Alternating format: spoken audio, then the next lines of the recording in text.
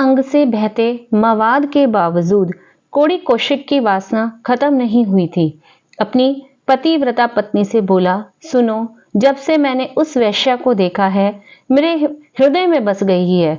मेरा उसके बगैर जी नहीं लगता। एक बार बस मुझे उस वैश्या के पास ले चलो। अगर मैंने उसे ना देखा तो मैं जीते जी मर जाऊंगा। अपने पति से किसी पराई औरत के लिए ऐसी बातें सुनकर पतिव्रता स्त्री चौंक गई। वह समझ नहीं पा रही थी कि क्या करे, कैसे अपने पति को समझाए। भला एक पत्नी खुद अपने पति को किसी वैश्य के पास लेकर क्यों जाती, लेकिन कौशिक के जिद के चलते उसकी एक ना चली और उस पतिव्रता तपस्विनी शालिंदिनी ने हाँ कर दी। आगे क्या हुआ, ये अगर आप जानना चाहते हैं तो इस कहानी को आप जरूर सुनिए। आप इस कहानी में जानेंगे कि पतिव्रता पत्नी शालिंदिनी कौन थी, शालिंदिनी के पति को ऋषि मांडव्य ने श्राप क्यों दिया, आखिर धरती पर 10 दिन तक सूर्य उदय क्यों नहीं हुआ। ये सभी जानकारी आपको इस कहानी के माध्यम से मिलेगी। इस कहानी को जानने के लिए आपको इस कहानी को शुरू से समझना होगा। कई युगों पहले कौशिक नाम का एक ब्राह्मण था।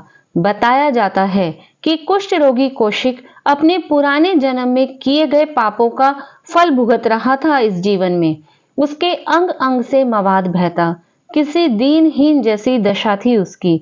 दिन भर अपनी पत्नी को उल्टा सीधा सुनाना आदत बन गई थी उसकी। लेकिन शालिंदिनी अपने पति को देवता के समान पूजती। पूरा दिन बिना कुछ कहे उसकी देखभाल करती, उसे नहलाती, कपड़े पहनाती, खाना खिलाती और रात में सुलाती भी। कहते हैं स्त्री जब प्रेम में होती है तो वह पुरुष की मां सी बन जाती है, किसी बच्चे की तरह अपने पति का ख्याल रखती है। शालिंदिनी के साथ भी ऐसा ही था। अगाध प्रेम के चलते वह अपने पति का पूरा मन से ख्याल रखती। वहीं कौशिक इतनी सेवा के बाद भी अपनी पत्नी से 2 मीठे बोल तक नहीं बोलता। उसका रोग धीरे धीरे गंभीर रूप लेता जा रहा था। मरणशील होने पर भी उसकी वासना ने उसका साथ नहीं छोड़ा था। वह अपनी अटारी पर बैठे बैठे पूरा दिन दूसरी महिलाओं को आते जाते देखा करता। ऐसे ही एक दिन उसने राजा के महल में जाती एक वैश्या को देखा और उस पर दिल हार गया। उसकी गुहार पर आखिर में शालिंदिनी मान गई। तय हुआ कि दोनों रात में वैश्या के घर की ओर निकलेंगे। बड़ी भयानक रात थी। चारों ओर घुप अंधेरा था। बादल छाए थे आसमान पर। रह रहकर बिजली तेज आवाज के साथ कड़कती। शालिंदिनी ने अपनी कमर कसकर कंधे पर कपड़ा रखा और उस पर अपने पति को बिठा लिया। फिर वह पीठ पर अपने पति को लादे राजमार्ग पर चलने लगी। उसी रास्ते में एक शूली थी जिस पर चोर समझकर मांडव्य ऋषि को चढ़ा दिया गया था। कौशिक उस सूली के पास पहुंचा तो अनजाने में उसका पैर सूली से टकरा गया। पहले से ही अपनी पीड़ा से परेशान ऋषि मांडव्य घोर क्रोधित हो गए। गुस्से में उन्होंने कौशिक को श्राप दे दिया। बोले, जिसने अपने पांव से इस सूली को हिलाकर मुझे परेशान किया है, वह पापी सूर्य उदय होने से पहले अपने प्राण त्याग देगा। सूर्य की पहली किरण पड़ते ही वह नष्ट हो जाएगा। शालिंदिनी ने जब यह सुना तो उसे बहुत दुख हुआ। ऋषि का श्राप को सुनकर शालिंदिनी बोली, महाराज, भूल से मेरे पति का पैर आपको लगा। जानबूझकर आपका अपमान नहीं किया, फिर भी आपने श्राप दे दिया। मैं श्राप देती हूं कि जब तक मैं ना कहूं तब तक सूर्य ही उदय ना हो। मांडव्य आश्चर्य में पड़ गए।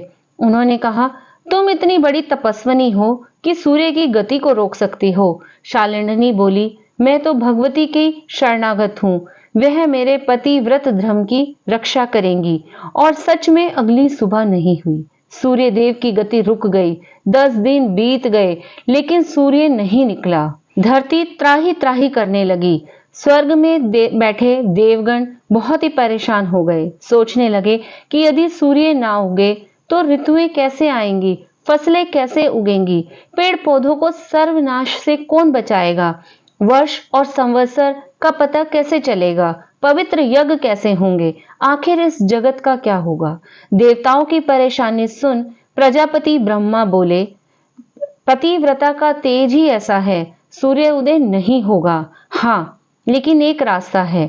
अगर ऋषि अत्रि की पतिव्रता स्त्री अनुसैया के पास जाकर सूर्य उदय होने की अभिलाषा की जाए और उन्हें प्रसन्न किया जाए, तब कुछ हो सकता है। चिंतित देव मिलकर माता अनुसुईया के पास गए। उनका प्रभाव देवों से भी अधिक था। देवों ने कहा, माता, एक पतिव्रता के प्रभाव के कारण संसार में संकट आ गया है।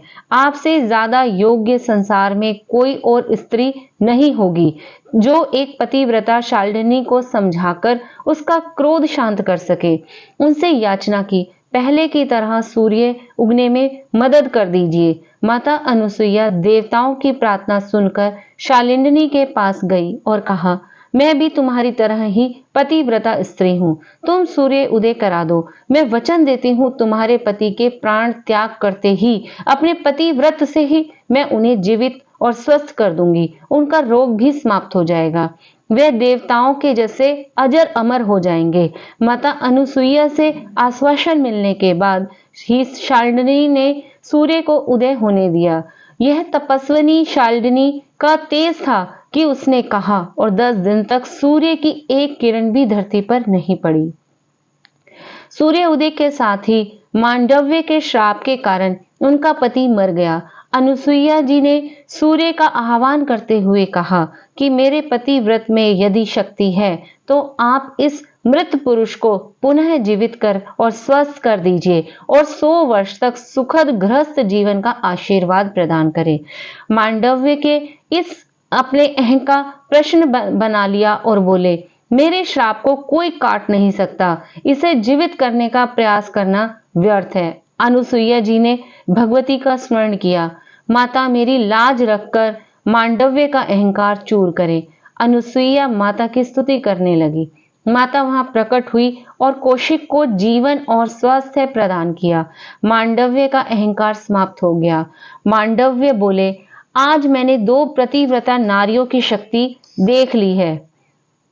पतिव्रता स्त्री में स्वयं भगवती का वास हो जाता है। हे भगवती, मैं अपनी शक्तियों के अनुचित उपयोग को क्षमा मांगता हूँ। माता ने मांडव्य को क्षमा कर दिया और मांडव्य तप के लिए चले गए। इस प्रकार आपने देखा कि एक पतिव्रता स्त्री के तप के कारण उसने सूर्य को उदय होने नहीं दिया और इसके प्रभाव से उसने अपने पति को भी जीवित किया और रोग मुक्त भी किया।